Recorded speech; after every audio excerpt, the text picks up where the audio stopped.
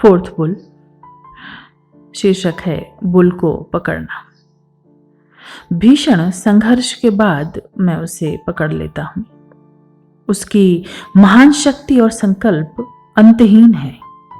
वह ऊंचे पठारों, बादलों के पार दौड़ता है और उन दुर्गम घाटियों में जहां जाना कठिनतम है।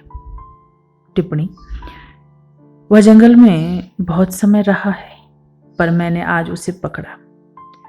प्राकृतिक सौंदर्य का मोह उसकी दिशा में बाधा खड़ी करता है। स्वादिष्ट घास की आकांक्षा उसे घुमाए जाती है।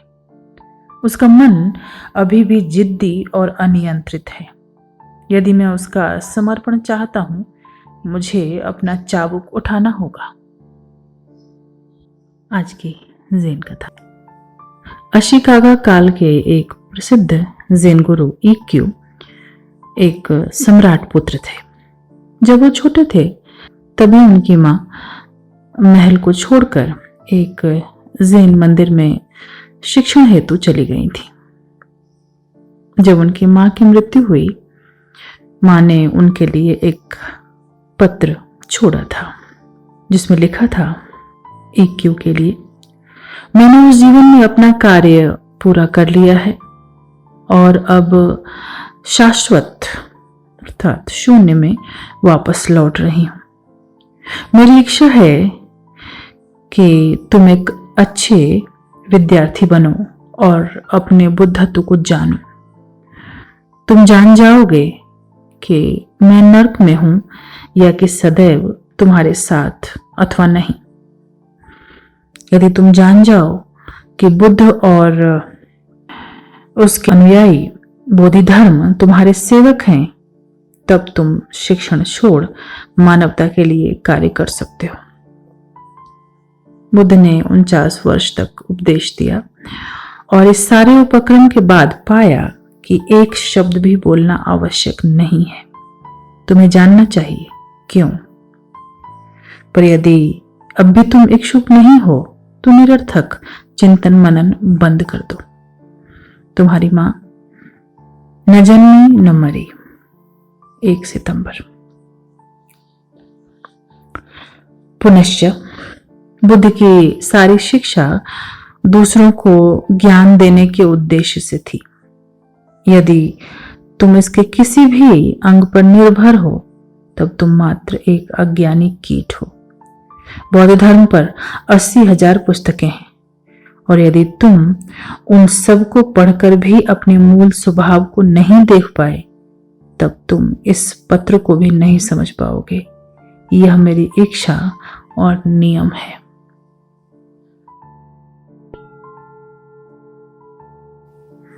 सब कुछ कह दिया गया है इस पत्र में। उसको बार बार सुने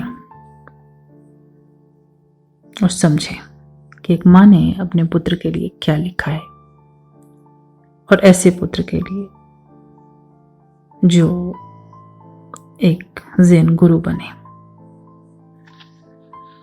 और आज का जो बुल था, बुल को पकड़ना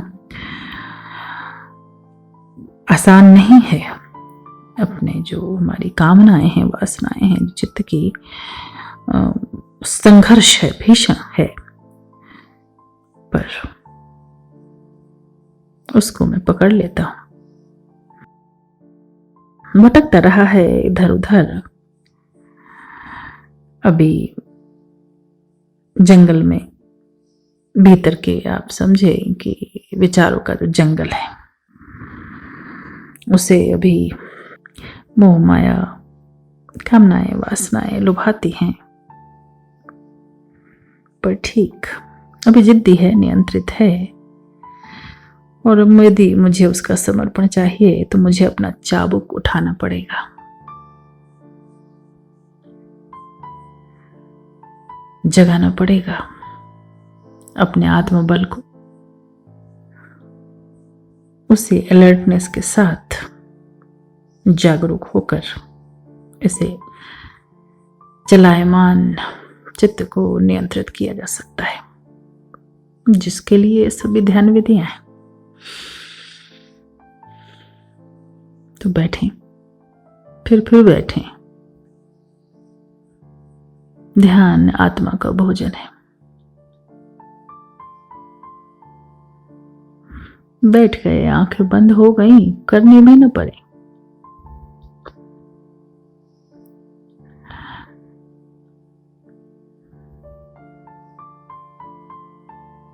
शरीर स्थिर,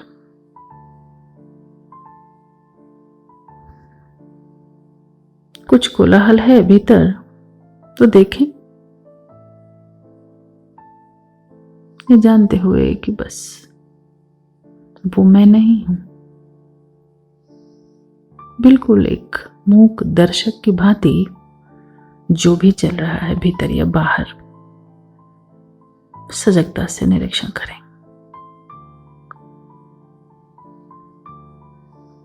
यह जो भी है,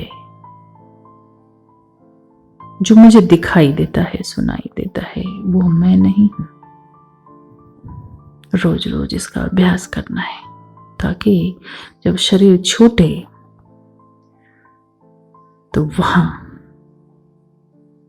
यह याद बनी रहे कि यह शरीर में नहीं हूं। देखा जा सके, जीवन को ऐसे जीना है कि हम मृत्यु का स्वागत कर सके। ज़ेन गुरु इक्यू की मां जाते जाते भी जागरण के सूत्र दे गई हैं। बार बार सुनिएगा, बार बार मनन करिए। हमारे लिए भी है, अगर हम इस साधना पथ पर चल रहे हैं।